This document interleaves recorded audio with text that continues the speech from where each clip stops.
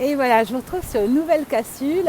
Je ne sais pas si je vais la diffuser parce que la marée, je ne sais pas si vous entendez, mais elle est bien agitée et il y a pas mal de vent. Alors le thème que je voulais traiter dans cette capsule, c'est nous sommes tous les gentils de certains et les méchants des autres. Et je trouve que c'est un thème intéressant à explorer ensemble parce qu'il va nous permettre de sortir de cette dichotomie.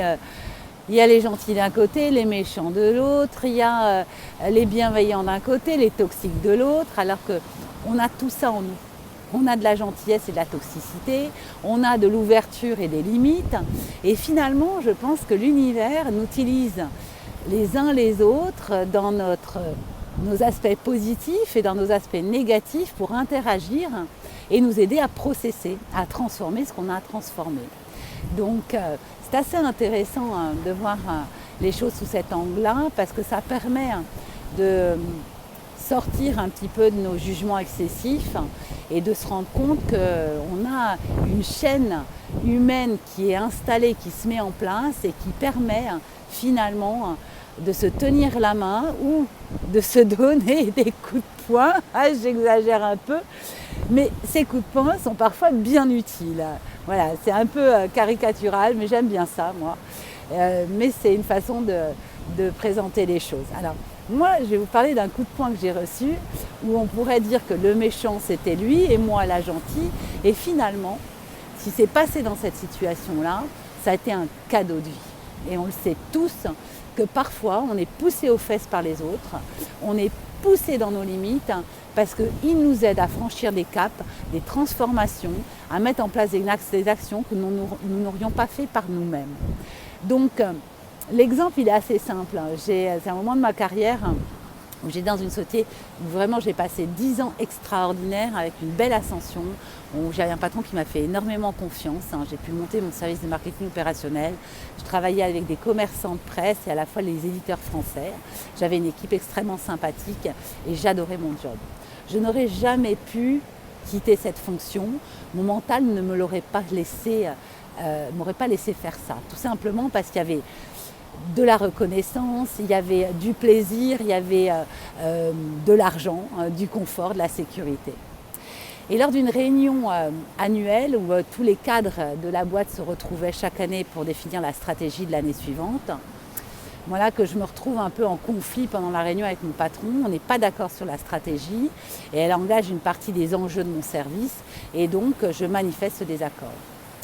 Et mon patron à ce moment-là me dit « Mais écoute Sophie, si tu n'es pas d'accord, tu prends tes affaires, tu quittes cette réunion et tu peux même quitter la boîte. » À l'époque, j'avais un ego comme ça.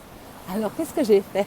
J'ai pris mon petit crayon, mon petit cahier, mon ordinateur, j'ai mis ça dans mon petit sac et je suis partie. Et donc, à l'issue de cette réunion, évidemment que dans mon esprit, le méchant, c'était lui. Injustice, humiliation en public, manque de respect, etc., etc. Et avec le recul, cette posture de méchant a été d'une utilité à ma vie extraordinaire. Extraordinaire parce qu'elle m'a permis de quitter cette fonction que je n'aurais jamais quittée, comme je vous l'ai dit, et de pouvoir changer le cap de vie, d'oser de nouveaux challenges. Et c'est là que je suis partie vivre en Asie, où je me suis énormément plu, où j'ai passé 14 ans. J'ai pu monter 2 boîtes et me passionner, m'intéresser aux médecines alternatives et énergétiques. Aujourd'hui, on parle beaucoup des pervers narcissiques. Les pervers narcissiques, c'est de la souffrance à outrance qui fait qu'on va aller pomper chez l'autre son amour et son énergie pour se nourrir parce qu'on est vide à l'intérieur. Mais on trouve en face de soi quoi? Quelqu'un qui est dans un même excès émotionnel mais inversant. C'est-à-dire que c'est quelqu'un qui donne trop, c'est quelqu'un qui est un hypersensible, qui est lui aussi dans une forme de souffrance et qui donne à l'infini sans être capable de mettre ses limites et de se protéger. Donc tout ça pour dire qu'on a tendance à dire que le pervers narcissique est le méchant et qu'on a une pauvre victime qui subit le pervers, mais on a finalement 2 êtres qui sont en dysfonctionnement total aux 2 opposés de la chaîne émotionnelle et qui s'alimentent tous les 2. Voilà. Donc c'est assez intéressant de changer les perceptions des méchants et des gentils et de savoir que même parfois dans nos limites à nous, on peut être utile dans notre négativité et autant que dans notre positivité.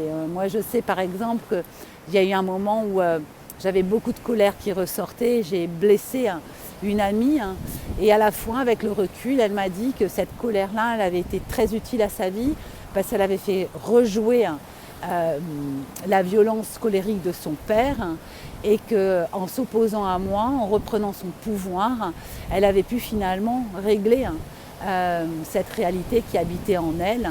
Et donc l'univers, la vie, m'a utilisée dans mon moment de colère pour aller à la rencontre de la souffrance ou du trauma de mon amie pour qu'elle puisse avancer. Voilà, c'était 3 petits exemples que je voulais vous donner sur cette capsule-là. Je vais la raccourcir parce que le vent est incroyable. Je vous envoie beaucoup d'amour comme d'habitude. N'hésitez pas à me donner des sujets pour alimenter mes capsules, ce sera super. Et je vous dis à bientôt. Ciao, ciao.